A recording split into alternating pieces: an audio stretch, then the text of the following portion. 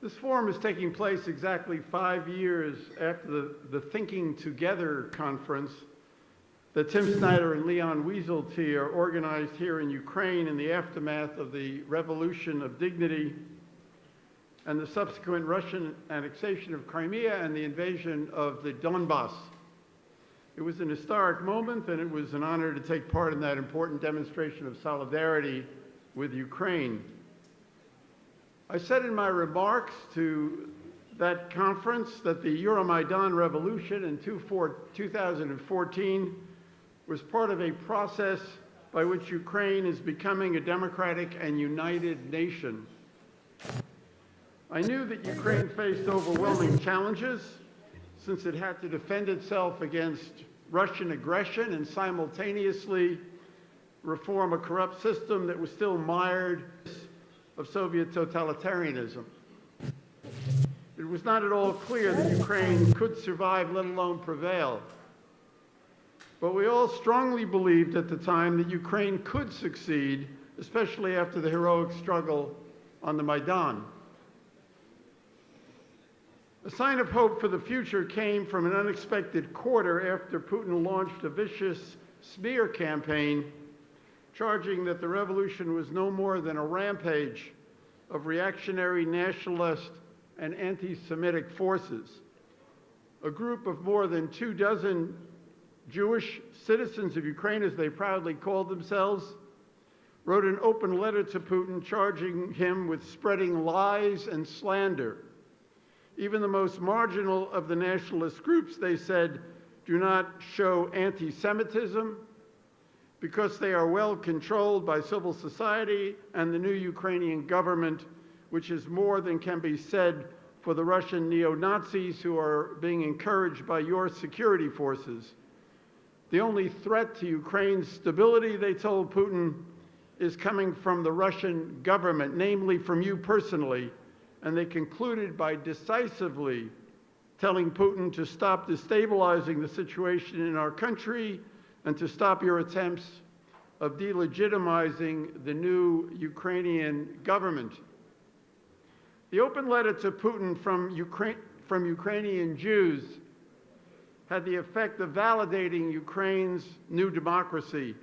Their voice carried special weight and credibility because they spoke for a minority that had suffered grievously in the past and could not countenance any illusions or wishful thinking about the threat of extremism and anti-Semitism. If they felt confident that Ukraine was on the right path, then it very likely was. Looking back over the past 5 years, we can now say that they were in fact right. Ukraine is still in the midst of a difficult democratic transition, but it's remarkable how far it has come on so many different fronts and in such a very short time. Alexander Motil has noted that during the last 5 years of Petro Poroshenko's presidency, Ukraine has built an army and fought the Russians and their proxies to a standstill, reformed the police and the banking sector, stabilized the currency, rationalized energy prices, devolved authority and resources to local government, won independence for the Ukrainian Orthodox Church, deepened political and economic ties with the West, and helped keep the European Union and the US united on continued sanctions against Russia. All this has happened without any backtracking on democracy and liberal rights and freedoms, as has happened in other countries in the region. Civil society and independent media have remained strong in Ukraine, and along with 14 international missions and almost 100,000 local observers, they helped ensure that the recent presidential election was peaceful, free, and fair. The election itself was emblematic of Ukraine's extraordinary progress as a democracy. The candidate of the far-right Svoboda Party received just 1.6% of the vote in the first round, which confirmed what the signatories of the letter to Putin had said about the limited influence of the radical nationalist groups. President Poroshenko promptly and graciously conceded defeat, showing the world a model of democratic civility and restraint in contrast to Putin's thuggish authoritarianism. And the landslide victory of Volodymyr Zelensky was extraordinary in so many different levels, leading him famously and appropriately to declare to the countries of the former Soviet Union, "Look at us, everything is possible." The fact that Zelensky's Jewish background played no role whatsoever in the election, as Ilan Carr just said, was an unintended yet stinging rebuke to Putin. Ukraine is now the only country outside of Israel, it has been said here, where both the president and the prime minister are Jewish, and by one measure, according to a recent Pew survey, anti-Jewish attitudes in Ukraine are among the lowest in the entire region. No one could have predicted such progress. But this is not a reason for complacency, and I know that minority problems still exist in the country. The American abolitionist Wendell Phillips once said, "Eternal vigilance is the price of liberty." Still, the democratic changes that have taken place in Ukraine represent a welcome and important development at a time when democracy in the world faces greater dangers than at any time since the Cold War. As aptly stated in the Prague Appeal for Democratic Renewal, a statement signed by more than 300 public intellectuals, liberal democracy in the world is under threat, and all who cherish it must come to its defense. This crisis manifests itself in many ways: the rise of resurgent authoritarian powers like Russia and China, the backsliding of former democracies like the Philippines, Thailand, Turkey, Venezuela, and Hungary, the growth of illiberal nationalism and populism in many established democracies, and the widespread erosion of belief in democratic values and in the efficacy of democratic institutions. Since the state of Jewish security is often taken as a barometer for measuring the stability and well-being of a country or of the world more generally, it is not surprising that the crisis of democracy has been accompanied by a rise of anti-Semitism in Europe and throughout the world. Last September, Rabbi Lord Jonathan Sacks said in a debate on anti-Semitism in the British House of Lords that anti-Semitism becomes dangerous when three things happen: when it moves from the fringes of politics to the mainstream of a party and its leadership, when that party sees its popularity with the general public not being thereby harmed, and when those who stand up to protest are vilified and abused for doing so. And he said, "I never thought I would see this in my lifetime," Rabbi Sacks said, "but now all three of these factors exist in Britain." He called anti-Semitism the world's oldest hatred, saying that it's the hardest of all hatreds to defeat because, like a virus, it mutates. Speaking on this theme to the European Parliament in 2016, he explained that throughout history, people have sought to justify anti-Semitism by recourse to the highest source of authority available in the culture. In the Middle Ages, it was religion, and so we had religious anti-Judaism. In post-Enlightenment Europe, it was science. So we had Nazi ideology, social Darwinism, and the so-called scientific study of race.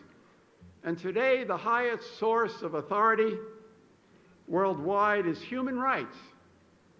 And that's why Israel, the only fully functioning democracy in the Middle East with a free press and an independent judiciary, is regularly accused of the 5 cardinal sins against human rights: racism, apartheid, crimes against humanity, ethnic cleansing, and attempted genocide.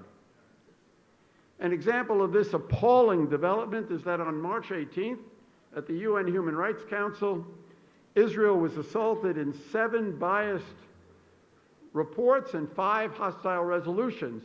There was nothing at the Council presented on any other country in the world, not on Algeria, where the protests leading to the eventual ouster of the Bouteflika regime had begun a month earlier, not on China, where more than 1.5 million Muslim Uyghurs are being held in concentration camps, and the Beijing regime is committing what His Holiness the Dalai Lama has called cultural genocide in Tibet.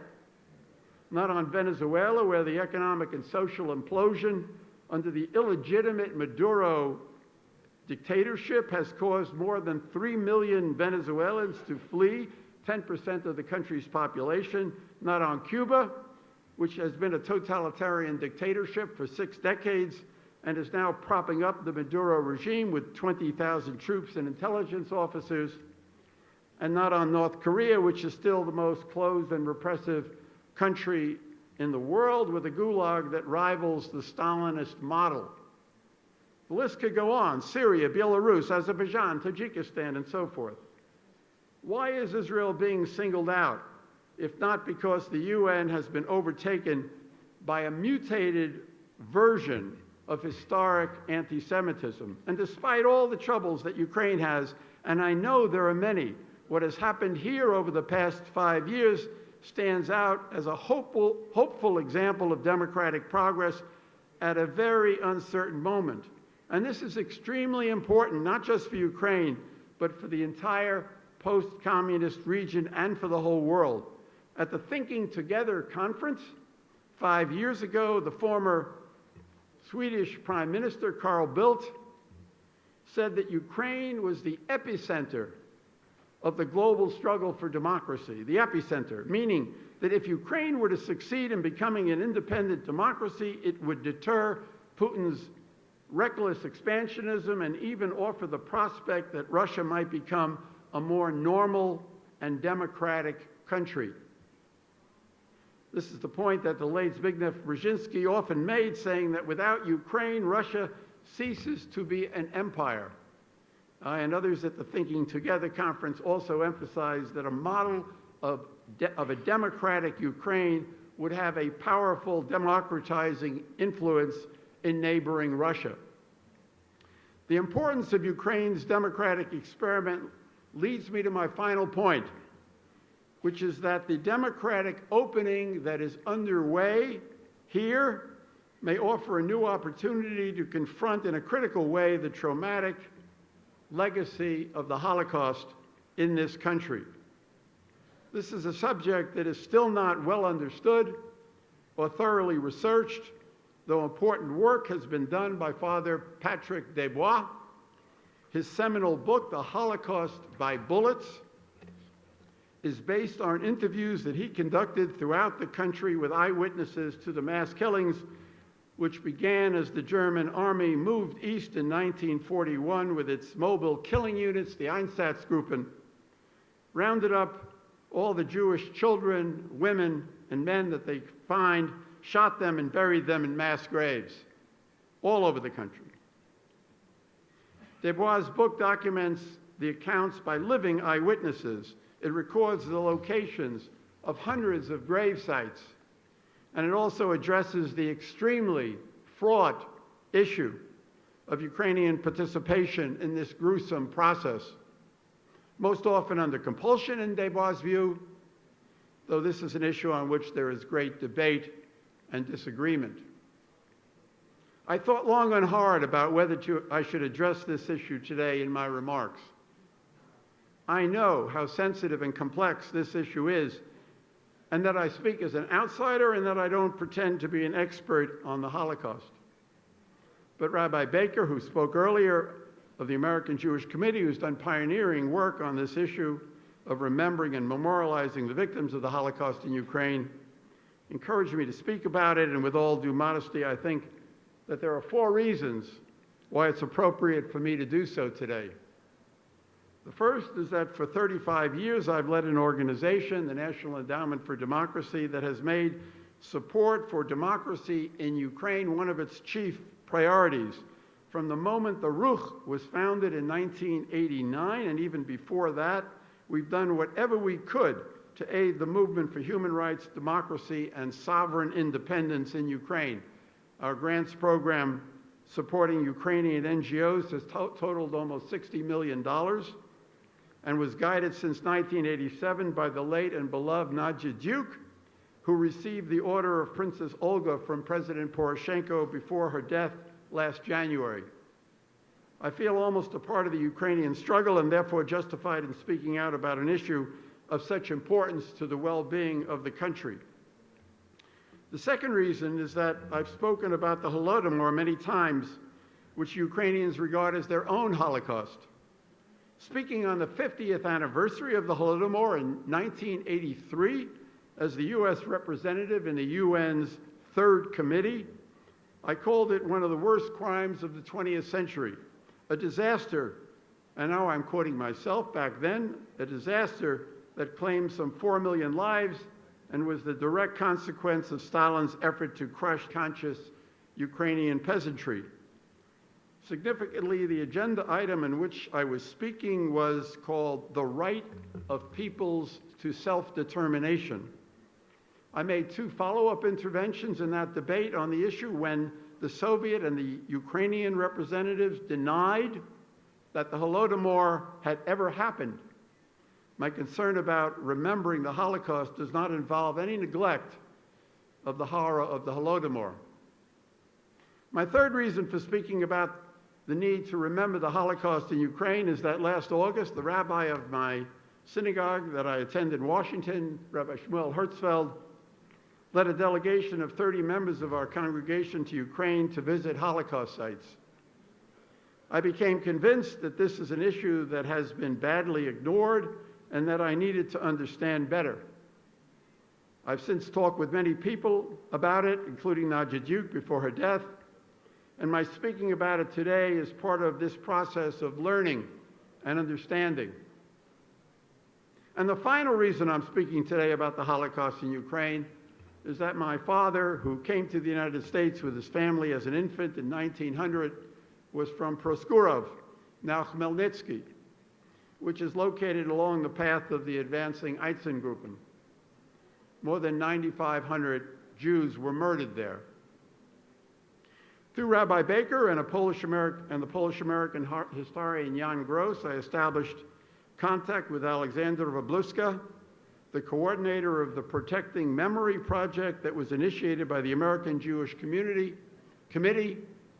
and is funded by the German government through the Foundation Memorial for the Murdered Jews of Europe. The project takes a number of important steps to memorialize the victims of the Nazi killing machine.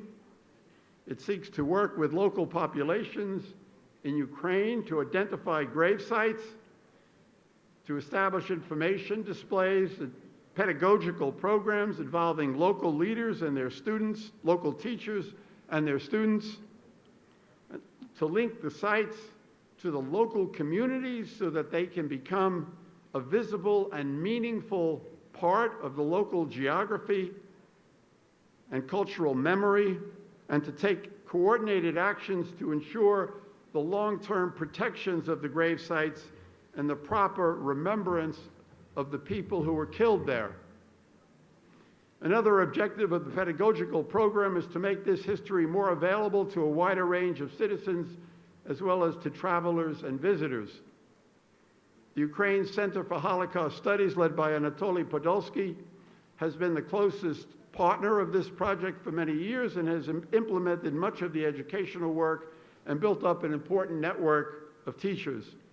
Dedicated Ukrainian civil society activists, architects, lawyers, and others whom Alexandra calls a great treasure have given the project energy and ideas. Alexandra has told me that on June 18th and 19th, they'll be dedicating 3 memorial sites of Roma in the Zhytomyr region, and on June 20th, 2 additional Holocaust sites will be unveiled in the same region, and the families of the Holocaust survivors will join the ceremonies. And then memorial ceremonies for 11 other Holocaust sites will be held at 9 different locations between September 21st and September 13th and September 21st. And if anybody wants to register to attend those ceremonies, they can get the information on how to do so from the conference organizers here. I asked Alexandra what steps should be taken now to carry this work forward, and she had 5 recommendations. The first is that a history of the Holocaust for every village and town where the Jewish population was annihilated should be compiled and made available to the local communities. The second is schools should establish long-term educational programs linked to the protection of the sites, the grave sites, and local teachers and leaders should be educated, supported, and put in a position to define their needs and their goals to carry this education and remembrance forward. The third is that the Ministry of Culture here in Ukraine should take the sites, the grave sites, under active protection and regulate the juridical questions related to land use, and that this should be done as soon as possible before the land is offered to private investors. The fourth is that criminal proceedings should be initiated against those who are destroying the grave sites, which unfortunately is not uncommon. And the fifth recommendation is that an institution should be established to coordinate these and other actions, possibly in cooperation with institutions in supporting countries. Of course, the United States and Germany are two such countries. The current moment in Ukraine may be an opportunity for Ukraine to build up a new national narrative that includes the experience of all the national and religious groups, and that accepts the Holocaust and the Holodomor as part of a common Ukrainian history. That is an awesome challenge, and it brings to mind the famous moral insight of the Mishnah sage, Rabbi Tarfon, who said, "Do not be daunted by the enormity of the world's grief. Do justly now. You are not obligated to complete the work, but neither are you free to abandon it." If Ukraine can take the next steps in meeting this challenge, I believe that it will become a stronger and more united democracy, and this will contribute to the moral renewal of our very troubled world. Thank you.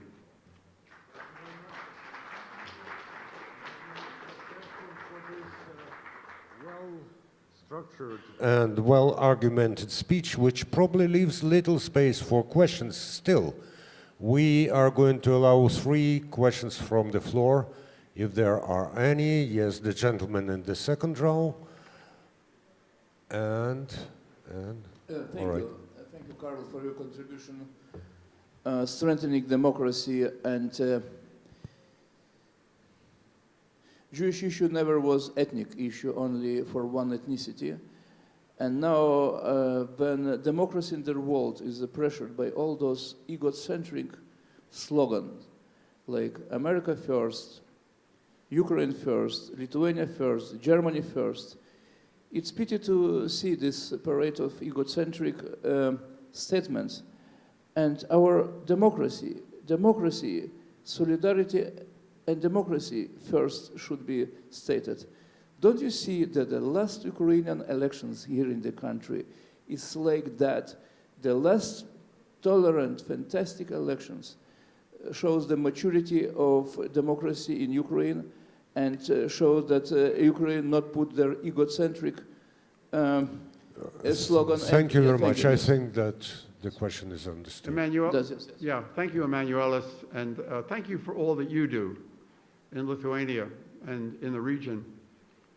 I feel very strongly that there is not and should not be any contradiction between a strong identity, a national identity, a religious identity, a cultural identity, and a commitment to universal democratic principles. There is no contradiction. We cannot give the issue of nationalism to the nationalists. We all should be civic nationalists, proud of the country of our birth, to which we belong, patriotic.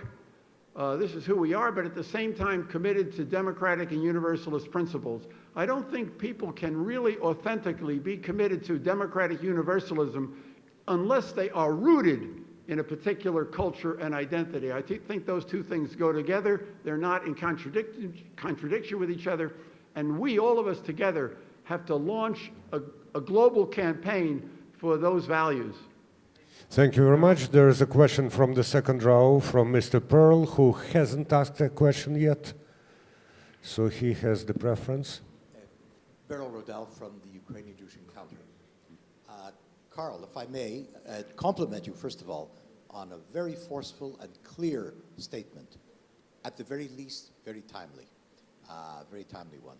Special meeting. So I compliment the organizers as well.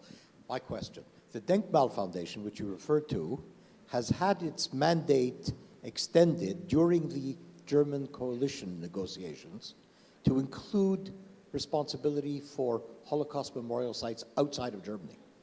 Up to now, it's been limited to dealing only with, in particular, the Stellefeld, but within Germany.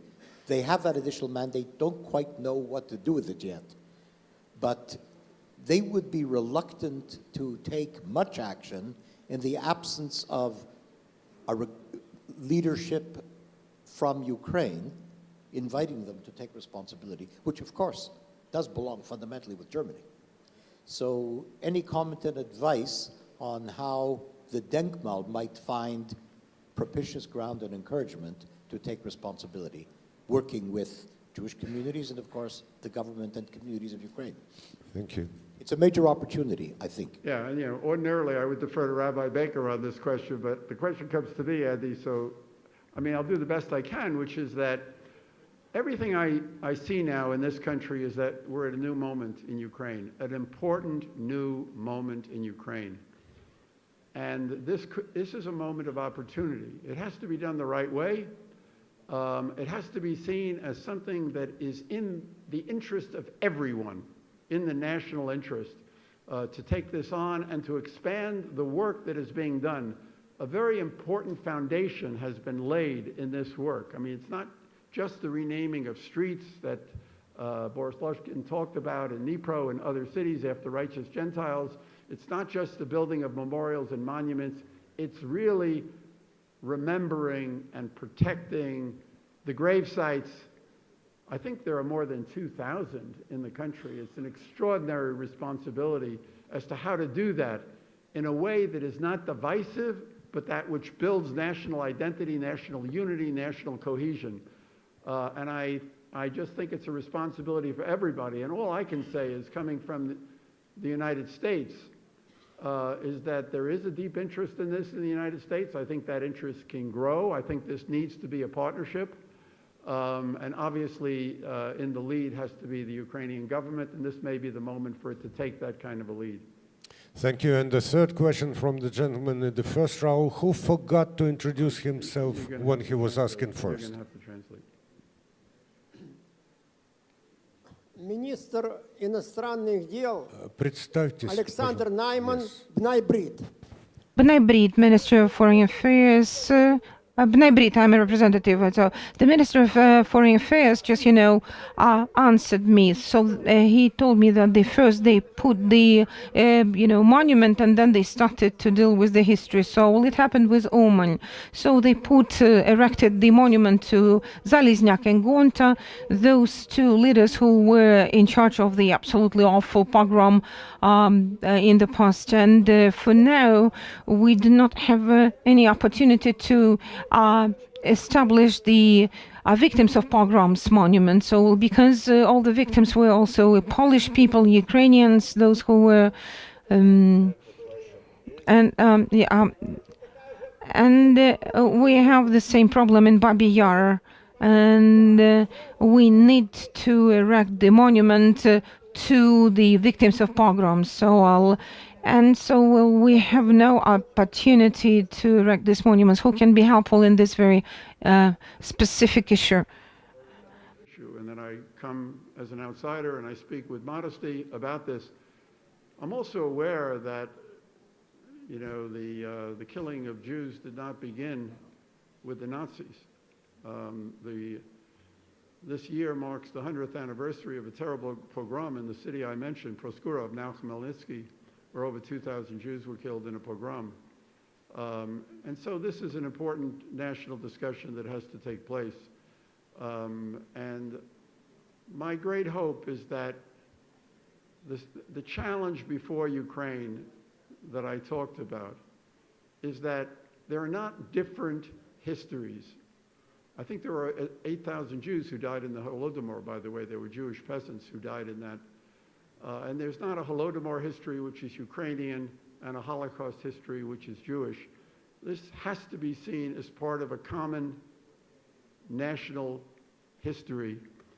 And that's something that's going to require great discussion. In the United States today, we have a very difficult and sensitive debate that is taking place over the racial history in our country and the Civil War and the erection of monuments to Robert E. Lee and others. This is a very difficult debate.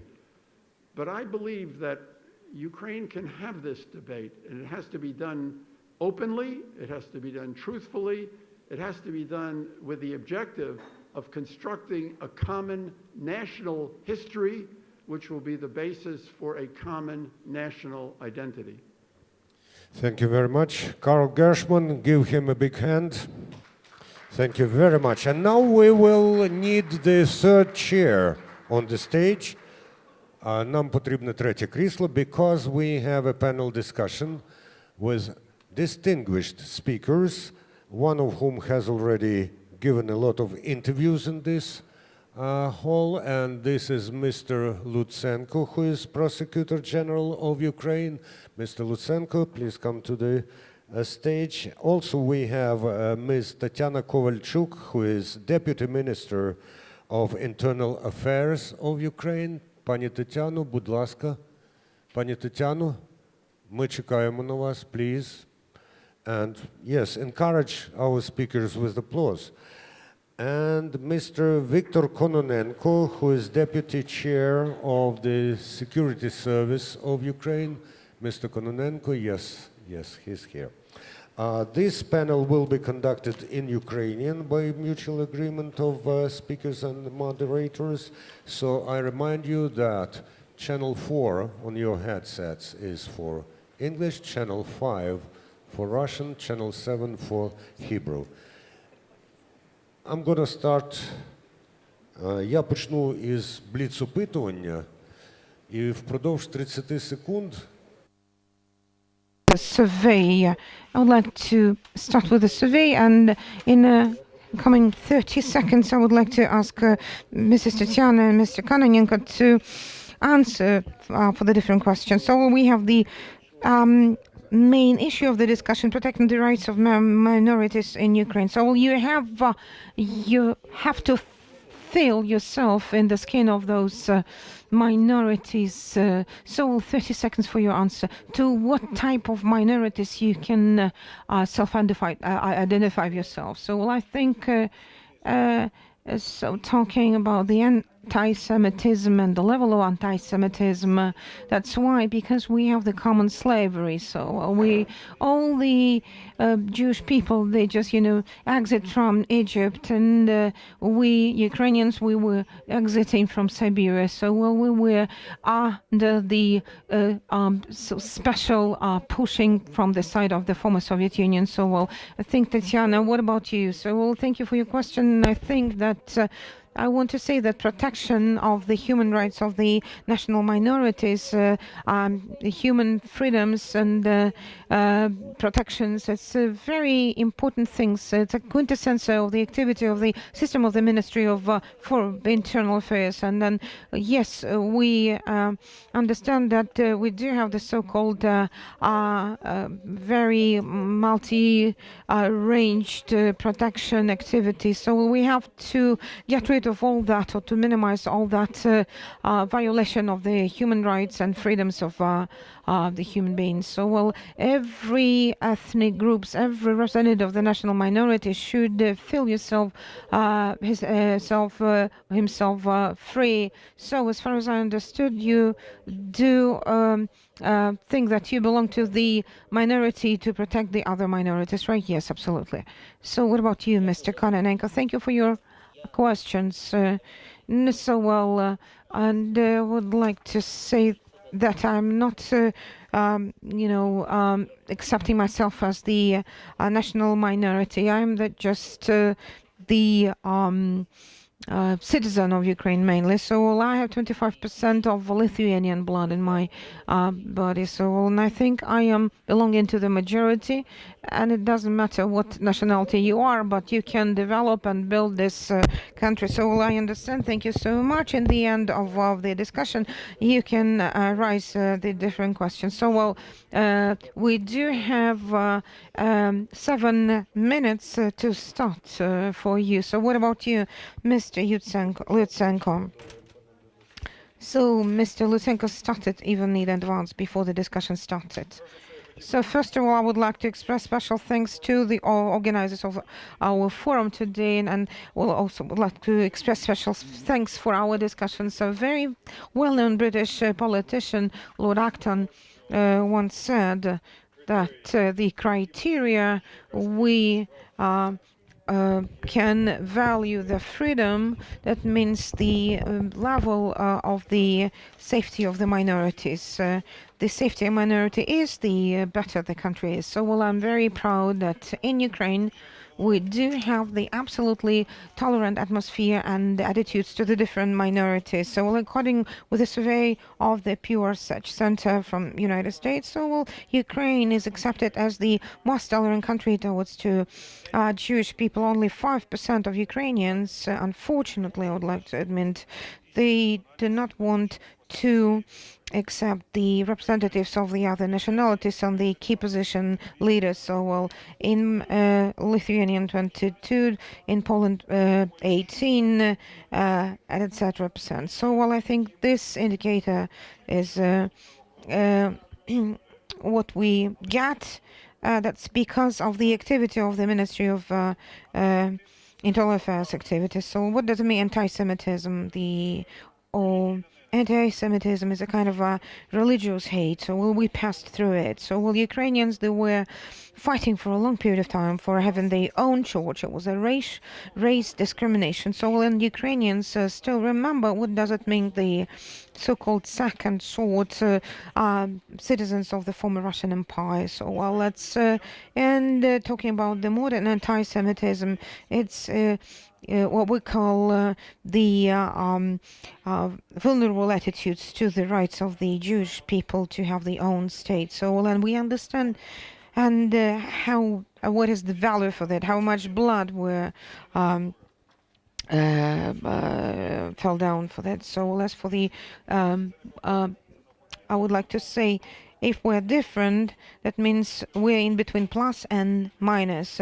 We can have electric flow in between. So well, the difference in the cultures, the presence of different cultures in our country, it's a kind of a great achievement of our country. So well, it's our common history, and I would like to say that all Jewish people, they exit from Egypt, and the true Ukrainians, they really came from Siberia. So in Israel and in Ukraine, we have the trident within the David stars. This is our common history. So we just came out from Gulag, and the David stars came from Oswiecim concentration camp. So we have much in common. And so the daughter of Kyiv and mother for Israel, Golda Meir, she said very simple: to be or not to be, it's not the issue of compromise, or to be or not to be. So this is the way we are breaking through, and the Jewish organization and Jewish communities, they just help a lot during the Revolution of Dignity. So we all know about the Jewish group on Maidan, and so we know about the impact and the soldiers, volunteers into this resistance against Russia. So that is why Ukraine become more tolerant toward Jewish minorities, and Ukraine become more sensitive to have the experience from Israel. So now I would like to say a few words, Jonathan Sachs' words. And Jonathan Sachs described the future of the European Jewish people. Jonathan Sachs gave us the very deep message. The hate starting from Jewish, it's not finishing with the Jewish issue. Anti-Semitism is not about Jewish people. It's about Semitist and those about people, those who are hating the rest, those who are abusing the rest. So all Ukrainians I belong to, we are against anti-Semitism. Anti-Semitism is the sickness for angry and sick people. So just to establish the well-developed Ukraine, we have to have strong and well-informed Ukrainians, those who are against anti-Semitism. So and talking about the work of our ministry, so the atmosphere of tolerance is a kind of a very important atmosphere in Ukraine. The respect to the liberty, to the freedom, that's the very important feelings here. So for the last 2 years, we also had some racial criminal cases. So in reality, the cases against the national minorities, and that's about the same. Okay, so you have 1 minute left. So we do have the balance, or we do have the idea. So if there are some idiots, those who are just trying to abuse the Roma people or Jewish people or Hungarians or Romanians or Russians, well, I would like to say that the law must be active, and I'm very happy that in majority of investigations, so all those who were in charge of all that bad activities, they are in the process of investigation. So I would like to say that we will continue to fight. So and that is why I would like to invite you to come to us, bring your investments, come to us, and we will continue to develop our tolerant world for all of us. Glory to Ukraine, and thank you so much. So.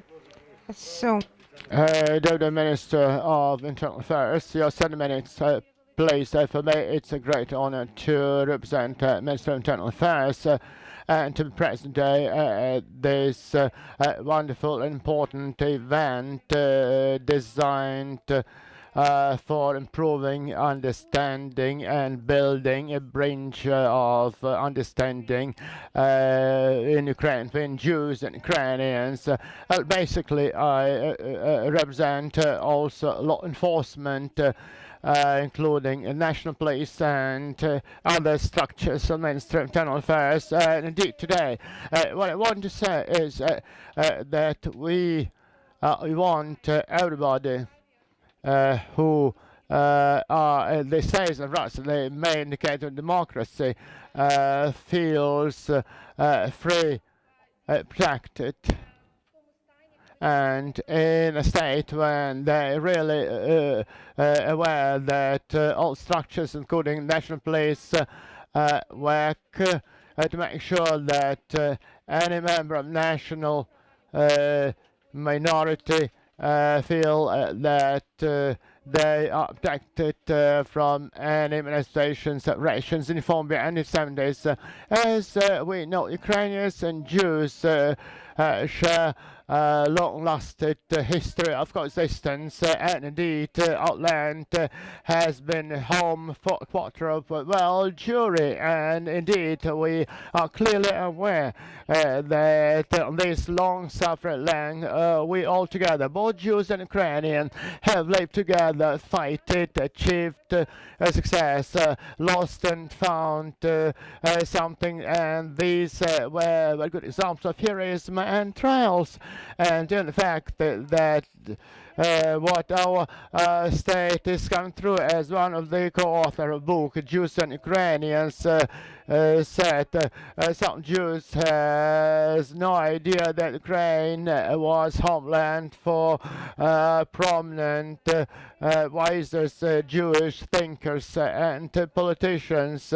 These ideas also affect Jewish life in our reality as well. And in the same way, Ukraine Ukrainians sometimes are unaware that is due to Jewish Ukrainian villages transformed into towns, into small cities, and make Ukrainian thinkers to look at Ukraine in a different way. This says the fact that we have almost to be based on expanding our world view, because our richness in respect and tolerance to each other, and we must always be based on constructive point and look for what unites us and what because we clearly realize that our people are similar in the way that at certain period of our history they used to lose their statehood, but they always found force to renew it, and we are really thankful the fact that the relations at the national level and all system is built in such a way that it is aimed at the counteraction to anti-Semitism and intolerance, which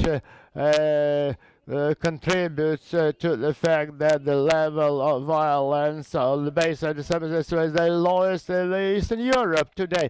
I would say that Ukraine sharply denounces any manifestations or public anti-Semitic calls, and today law enforcement, based on their mandate to investigate the respective facts that take place and bring to justice everybody who is willing to start violation. The position of the Ministry of Internal Affairs and the Ministry as a whole is that to any manifestations of anti-Semitism and discriminations has been highlighted by both minister and officials of national police. For ministry is impossible that in today's Ukraine somebody is discriminated, bullied, or suppressed because one around national minorities confession or culture. Where that Ukraine has been counteracting any manifestations of xenophobia, anti-Semitism, and racism. Despite Russia has been making statements aimed at rocking and destabilizing internal situation, and making sure that for our international partners there is vision that Ukraine has attitude which is unacceptable for rather representative national minority. And also, I want to say that the national police, national guards, the Ministry of Internal Affairs have been making all their best to intensify struggle with such manifestations and prevent hatred-based crimes, and contribute to both Jewish and any other national minority in this country. Thank you very much. Thank you very much. I really have to remind you Viktor Kononenko, Deputy Head of Security Service of Ukraine. Good afternoon, ladies and gentlemen. First of all, I'd like to extend welcome from Head of our service, Mr. Gritzak. He had to leave to the zone of anti-terror operation. I joined the point of colleagues saying that Ukraine is tolerant state for which ethnic conflicts are not typical. During many centuries, more than 100 ethnic groups have been coexisting. I want to point out the 21st century we've came came across the problem of artificial conflicts. Unfortunately, interference of Russian Federation is part of it, which has become tactics and one of the areas of hybrid war that have been waged for more than 5 years in this country. The objective of Russia is clear. Firstly, it's a destabilizing situation inside Ukraine. Secondly, disrupting Ukraine in the eyes of the world community.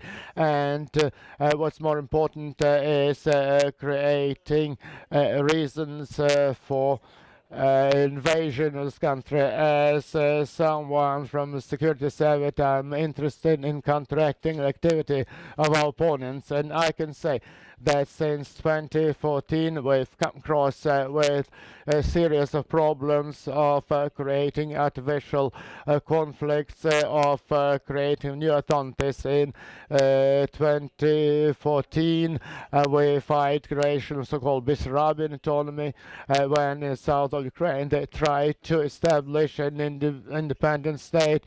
Then it was artificial kindling of Hungarian conflict efforts to create a separate territory in the Transcarpathian, and I could list several administrations like this. Speaking about the issues having to do with anti-Semitism, I would highlight two bright facts of the activity of foreign special services and kindling this. First is the group that acted on territory of the Oblast of Sterkach and was composed from members of domestic criminality, and in fulfilling the task of Russia, committed several crimes, two of them against the Ukrainian Yurii. One of them was throwing grenade in a synagogue,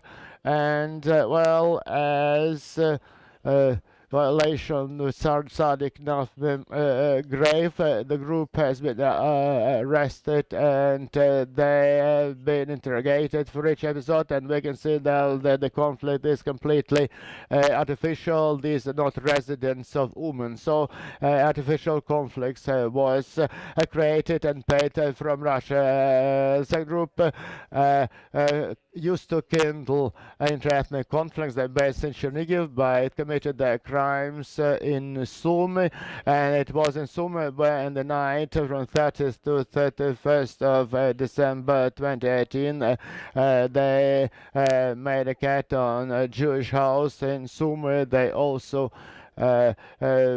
gave the evidence, and now they're under investigation. In the activity of this group, there was no hostile attitude to any ethnic group. There was only fulfillment of a task, and the sign on each Jewish house cost $600. Yes, it's cynical, but it's fact, because Russia is trying to put Ukraine in the light of a country when fascism is reborn as a nationalist state. But and I support my colleague Ukraine as a tolerant state where there are no manifestation of anti-Semitism, there's no obvious hostility, and we as law enforcement will be doing our best to prevent that. Speaking about these manifestations, this mostly police prerogative, but we also assist and respond to each manifestation if it takes place in Ukraine. In addition, an individual area of activity is highlight is getting across to the world community a real face of it. You'll find brochures in first and the second rows and do with this subject. If you look at them, you will see people with names who put tasks, how these tasks were fulfilled, how they were organized, and getting across this information to the world community is also part of our job. Thank you very much. Thank you. Before I give the floor, my question is based on what you mentioned. Mr. Kononenko says Ukraine is the state with no manifestation of anti-Semitism. might they not be registered and fixed? Because in follow-up, what Prosecutor said that we can tolerate an attack on people of other ethnic group, but more not the individual might not look any other ethnic group. So we might think that this attack was made on the ground of racial or ethnic hatred. And in the example you mentioned, it was attack on Jewish cultural sites. However, perhaps now it is beneficial to this to Russian intelligence. Well, speaking about administrations that I mentioned, I'm ready to respond. Everybody, all who wants, might visit these trials. The problem and the problem of getting across. Well, I don't like to speak the language of figures, but when it comes to specific case, we must speak about this. What I'm trying to say is that in October 2017, National Police brought to justice organized crime group led during 2015 to 2016, made attacks on diplomatic institutions, monuments of architecture, etc., due to undermining relations of Ukraine with the international partner. I want to say that this criminal group that was coordinated from territory of Russia, 7 episodes was made. This Polish synagogue explosions in the place of religion pilgrimage and in public places, and criminal activity of this organization was terminated.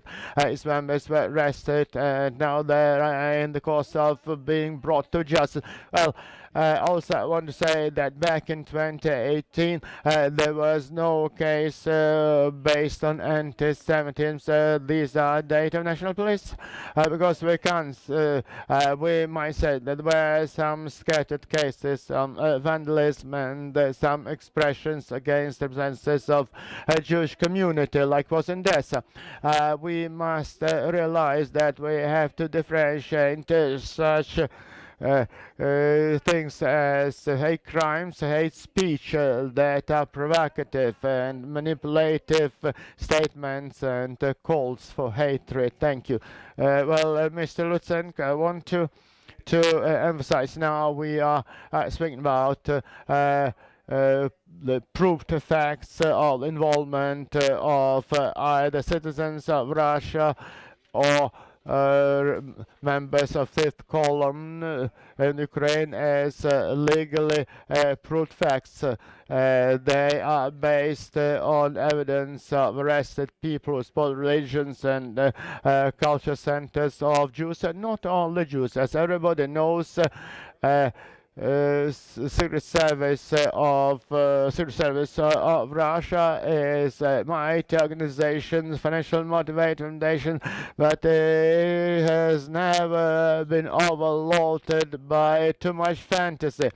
If you want to, a swine had to be thrown to a synagogue, so it will be done. If you want to throw something to Polish Cultural Center, you want to spoil Polish cemeteries or Hungarian monuments, it will be done. It is done by specific partners, mobile groups. Some of them have been arrested and gave evidence, and they listed who and how much paid for these facts of vandalism aimed at kindling interethnic hatred in Ukraine. but they will not succeed because joint history of joint fight for independence of Ukraine gives opportunity to all members of all ethnic groups. They say that they are all Ukrainians. Well, we have 1,800 last year on various criminal offences against national ethnic minorities. Still dozens of offences have been committed Jews. Most of them have been discovered. I want to say once again, this combination of tolerance of 95% of Ukrainians and immediate response of law enforcement gives us opportunity to invite representatives of any state to live, to love, to raise and educate their kids freely, because this country professes freedom, including freedom for people of other nationalities, but not only professes, but they defend them. Thank you, Mr. Prosecutor General. I'm sorry. I'm sorry. So I'm not looking through rose glasses. I have simple glasses. Indeed, we have problems. The same problem as the whole Europe has. There are ultra-nationalistic organizations, paramilitary character. My duty is very good to write parts of Ukraine, but they got the state and they were instrumental in founding the state. But some youngsters who never smelled the powder they put in camouflage and who march, who allow themselves the language hostility is a problem. There is a challenge known by the Minister of Internal Affairs and known by the Rada of Ukraine, and the Society of Ukraine knows this. That's why education contacts direct educational programs, including this category of citizen, is our next challenge, both the government and civil society. Thank you very much. Gentleman in the back, please. Yeah, thank you. I very much appreciate the work of Ukrainian law enforcement bodies to Could you please introduce yourself? Yes, sorry, I'm Boris Stelevich, Member of Parliament from Latvia and Chair of Latvia-Israeli Parliamentary Cooperation Group. Indeed, I believe that many European countries can learn a lot from your work to combat xenophobia and anti-Semitism. In the meantime, I heard some allegations, in particular read on the website of the Jewish community and synagogue, about some xenophobic statements, in particular made by officials.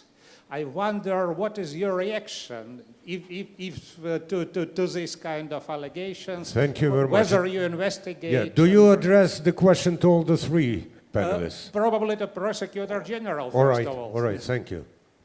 About what high officials you mentioned about. Could you... Okay. Дивіться, я би від... Look.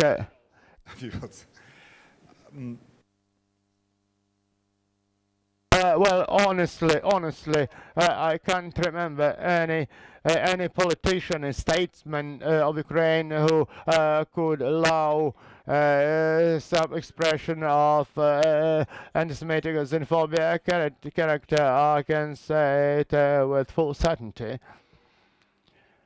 What's more, you are all aware of support of both Ukrainian state, Ukrainian society, of the state of Israel. We are all very much concerned with the recent rocket firing. We are concerned with victims of innocent people in Israel. Something like we have now Eastern Front, and maybe a joint feeling of bloodshed. I'm trying to say that anybody want to split friendship with Israel and Ukraine is marginal. If it's not, if they're not from Russian film colonel, it's an individual who does not deserve respect and example of Israel is something that inspires us. Any shooting on the back of Israel is something that is shot to assault to Ukraine. There are lots of videos. There are lots of idiots in every country. We've reduced these Prussian videos down to 5%, but they're under control of the law enforcement. No. Just, a member of the Parliament of Ukraine. So, I have the question to law enforcement. So, do we need to do something with the Ukrainian law system just to change all the attitudes towards to this crime we're talking about today? How to make it and this, counterparting more effective and more well quality? So, thank you. The Ministry of Internal Affairs also supports all the law enforcement initiatives focused to improve the specific anti-Semitic activities to counterpart with to create the partnership relationship. And I would like to say that I've said before, in addition, that so we do have the national level, national mechanism. We do have this so-called law enforcement activity. We're dealing a lot just to do as much as possible for Ukraine to become European and developed European country. And so the main indicator of all the above mentioned qualities of all that definitions is that any type of person should follow the rights, the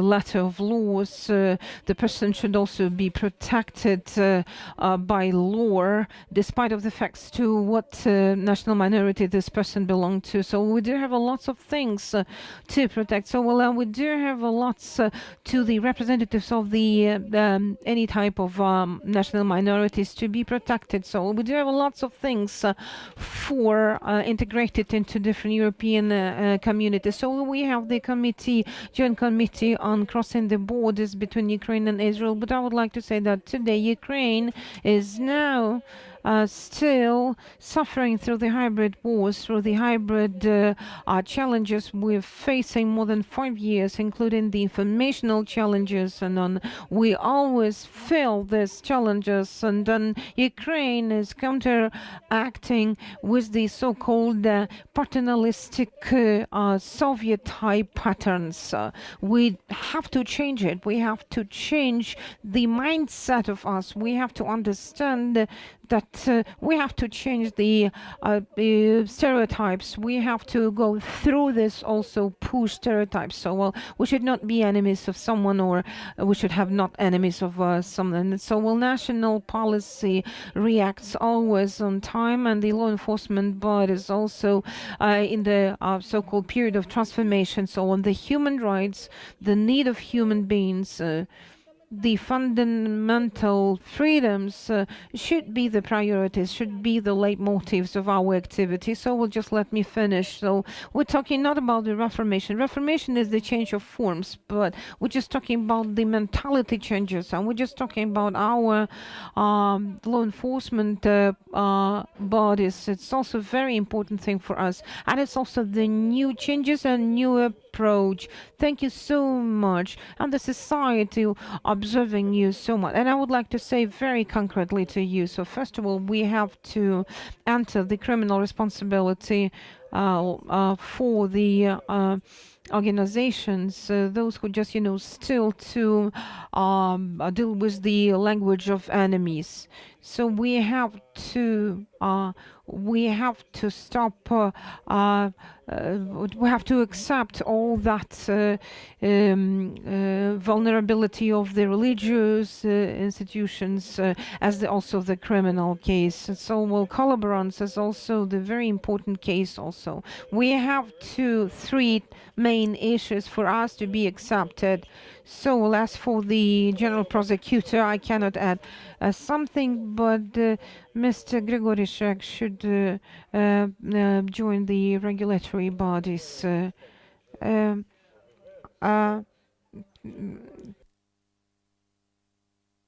очень... Это сейчас будет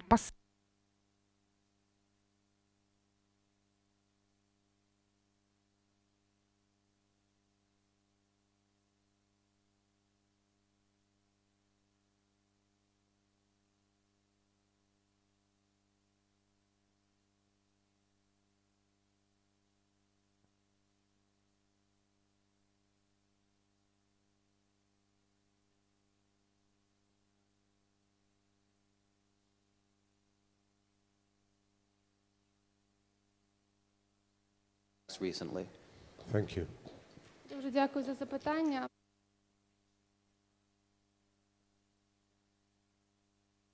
As far as I understood, the question was to... Kononenko or to anyone? You see, both better, of them, okay. better to have answer from national police because this case Yeah. about attack on the Rome camp in Lviv Oblast, for example, in national police. But I can say you that now we national police have prosecuted this case, and 15 persons are in the court now Okay. in Lviv Пані Oblast. Kovalchuk, будь ласка. Так, сьогодні насправді So we do have the specific acts to be sent to the court, and I would like to say that the problem to protect the rights of the minorities, especially the representatives of Roma minorities, for us it's very important and actual issue, because again we're just facing the stereotype approaches, and we have to avoid this negative approaches to the representatives to Roma nationality. So well, that is why we created in our ministry the working group, and the working group also was united with the representative of other organization, international institutions, Roma voluntary organizations, etc. So well, we just created this just to monitor the situation which is going on in our society. We help with the documentary things. We do work with the explanation about the rights of the Roma minority representatives, because we understand that some of them are too vulnerable to ask for the support from the law enforcement bodies. So they do understand that there are risky behaviors, so they just do, and they do not know to whom to ask to support. So well, they have to apply to the law enforcement bodies, and we do have the algorithm of our activities. We have the already established plan of action plan. So we work with the integration of Roma representatives to Ukrainian society. So many of them are already married to Ukrainian ladies, and they are just growing common kids together. So and for right now, the issue of our institution, how to be helpful, how to do the best to integrate the representatives of national minorities into Ukrainian society is extremely important. So well, quite clear. Thank you so much. We got all the answers. So well, so what about Mr. Kononenko? So well, I would like to say that Yurii Vitalyevich already provided you the answer. According with the current law, we do not have any responsibilities. So we have the responsibility for the crime. So well, it's personified. So well, the person who made a crime would be responsible for the crime. Yes, we just taking a very specific attention to all that organizations. Yes, we are controlling all that organizations. Yes, so well. Round of applause. I remind you, Yurii Lutsenko, Prosecutor General of Ukraine, Tetiana Kovalchuk, Deputy Minister for Internal Affairs, and Viktor Kononenko, Deputy Chair of the Security Service of Ukraine. Буквально одна хвилина, бо запитання було до нас, тепер хотів би таку загальну відповідь. We are living in a very unique period of time. When I was the Ministry of Internal Relationships, so I remember that we opened Uman for Hasidic groups to come to visit women. And for right now, it's not a surprise for us. So for us, the ability to stay with Jewish people. It's a kind of a norm for our society. We are living in the perfect time, so but there is a value of it. The value is a lot of work which had been done, and it's a lot of blood of our soldiers. I would like for solidarity in our fight for civilization, because the wheel of history, unfortunately, is carving with blood of heroes. Unfortunately, we moved the border for a few thousand kilometers to the east, and it's the war for Israel also, and for Baltic Republic, for Europe, for civilization, let's say like that. So, and I want to say that despite of all that bad stories, I would like you to understand that Ukraine is the wonderful homeland for those who are representing our civilizations, those who would like to fight for the principles of freedom and liberty. Welcome to Ukraine.